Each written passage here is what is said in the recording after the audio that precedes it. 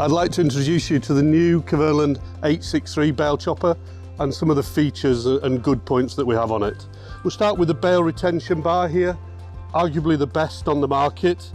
A lot of our competitors use a post and chain system which is easily lost and can go through the machine. We have this bar here that you can see retained by the pins. In a normal situation it would be here as you see it to retain the bale. If we wanted to self-load, the bar can be under the back. Nice shaped bale door on the back so we can pick it up and retain the bale. Some novel features, Kverneland were the originator of this, so a handle to get in, the cutout on the bed and the rubber buffers to stop the bale door banging on the road. Then we come into the back of the machine. Chain and bar system for the floor, running on ultra glide plastic so we don't wear the floor out with the bars. We have a novel feature here of a shackle and an individual piece of chain. Some of our competitors use a continuous piece of chain. When you damage it, obviously there's an issue with that in the fact that it's not easily replaceable. Then we come to the beater on the bottom. Look how much of the flywheel you can see in the back there.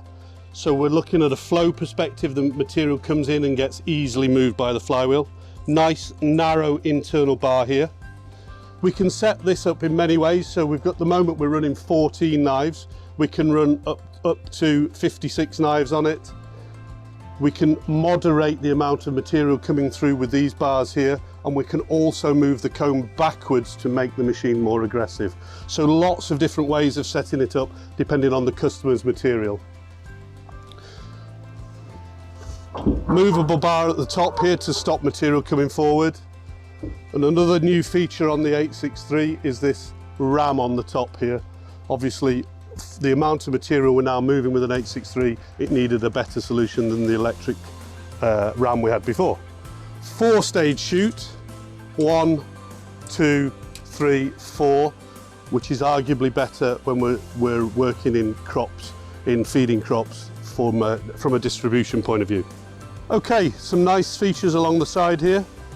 This is our adjuster for the floor here, so it's important to keep it very tight, obviously. Very easy to get to with the spanners, farmer friendly. A lot of our competitors sink this into the body of the machine and it's not quite so easy to adjust. New for the 863 is the 6-stud axle with the bigger wheel. A lot of competitors went over to this much earlier on, but we're now on the 10-inch rubber and the 6-stud axle.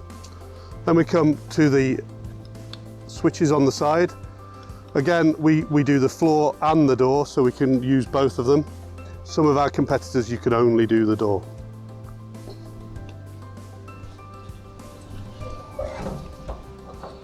The drive line of the machine. So the drive comes in to this pulley here, transfers drive up to the top, really simple, nice, straightforward to adjust with this turnbuckle at the bottom. This is the floor chain drive, again very simple, easy to tension if you need to. Okay, moving on to the 2-speed gearbox, very easy to change. Some of our competitors have a much more complicated way of changing gear on the left hand side. Very easy from a service perspective to see the valves and check everything is working. Drive goes across there. Nice slender drawbar so we can get some good angles on the tractor. Wide angle shaft as standard on this machine, which is very important in the environment that this machine's worked in. So we come to the biggest difference between an 853 and an 863. In the 853 the flywheel was 32 centimetres. On the new 863 it's 35 centimetres, which gives you about 10% difference. In performance terms, much greater, less likelihood of blocking and much more throughput of material.